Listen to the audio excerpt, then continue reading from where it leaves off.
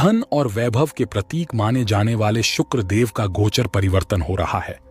29 नवंबर 2023 से 25 दिसंबर 2023 तक आपके कर्म क्षेत्र पर आपके दशम भाव पर इनका गोचर परिवर्तन होगा।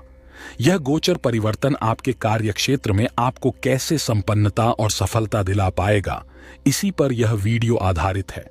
ध्यान दीजिएगा कि जो आपकी राशि के अधिपति हैं वे ही आपके प्रबल योग कारक ग्रह बनते हैं।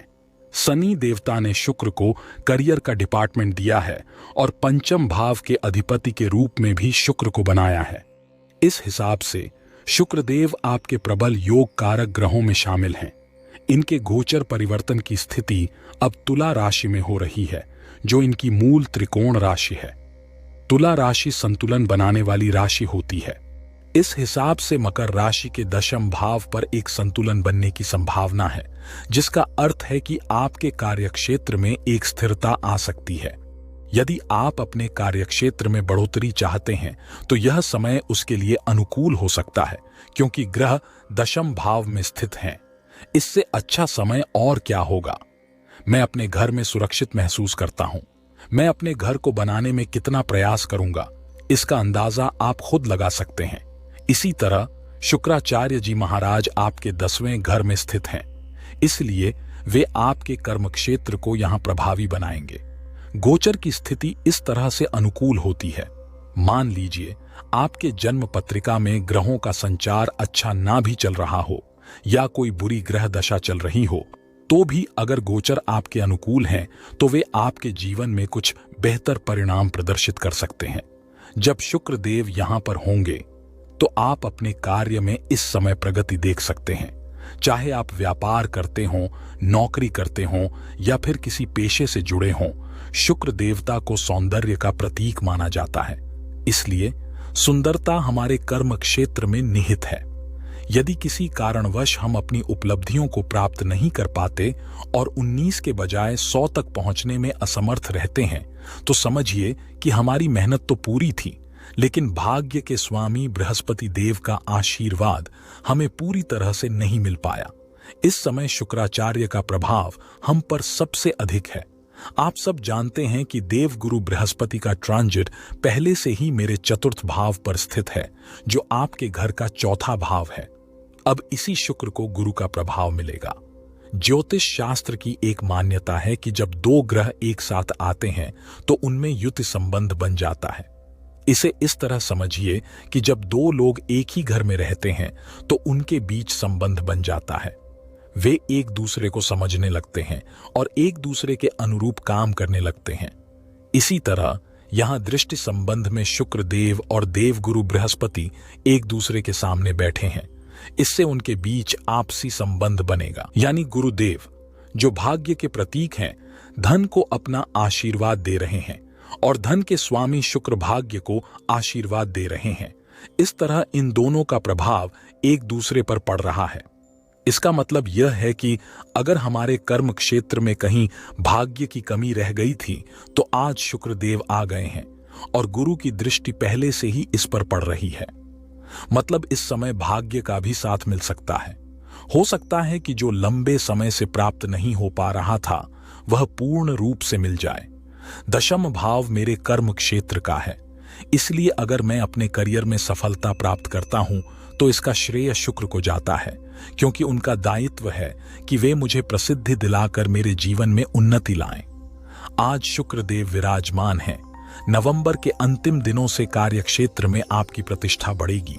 कभी कभी हमने दूसरों के लिए बहुत कुछ किया है, अपने काम और संघर्षों को पूरी तत्परता से किया, लेकिन हमें इसका प्रतिफल नहीं मिला, बल्कि हमें अपमान का सामना करना पड़ा। अगर ऐसा हो रहा है तो समझ लीजिए कि शुक्र आपको विशिष्ट बनाने आ रहे हैं। वे आपके कार्यक्षेत्र को सुदृढ़ बनाएंगे, जो आपके कैरियर के लिए बहुत ही अनुकूल संकेत है। हम बार बार कह रहे हैं कि अपने कार्य पर ध्यान केंद्रित कीजिए। केवल ग्रहों के आगमन से कुछ नहीं होगा। याद रखिए, हम यह गलती कर देते हैं कि अच्छे ग्रहों के आने से हमारा सब कुछ ठीक हो जाएगा या बुरे ग्रहों के जाने से सब कुछ बिगड़ जाएगा। ऐसा कभी नहीं होता है। हमें उस ग्रह को और मजबूत बनाना चाहिए। अगर हम उसके अनुरूप काम करते हैं तो वह हमें अच्छा परिणाम देता है। यदि हमने ऐसा नहीं किया तो अच्छे ग्रह भी हमें फल नहीं देंगे। इसलिए इस समय आपको अपने कर्मक्षेत्र पर काम करने की प्रवृत्ति रखनी चाहिए। आपको यह देखना है कि आपके कार्य में कहां कमी है और उसे दूर करना है। निश्चित रूप से गोचर आपके अनुकूल है। अगर आप अपने सार्थक कार्यों की ओर बढ़ते हैं तो सफलता आपको मिलेगी।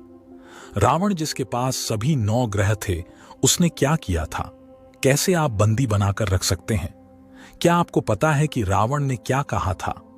रावण ने सभी ग्रहों के अनुरूप कार्य किया था। उनसे एक गलती हो गई थी। उन्होंने क्या किया?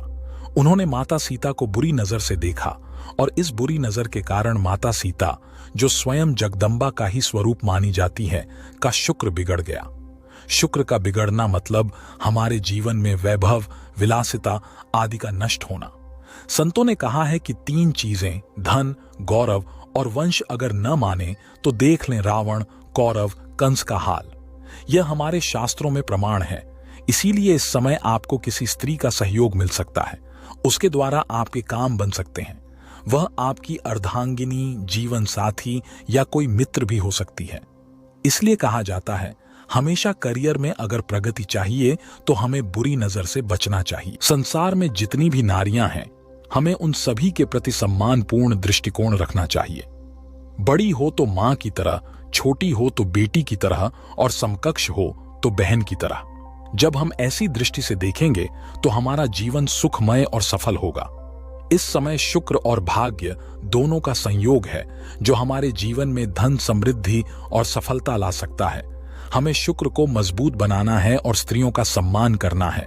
जहां पति पत्नी में सामंजस्य होता है और वे एक दूसरे को समझते हैं, वहां सुख शांति होती है, भले ही वे करोड़पति या अरबपति ना हो।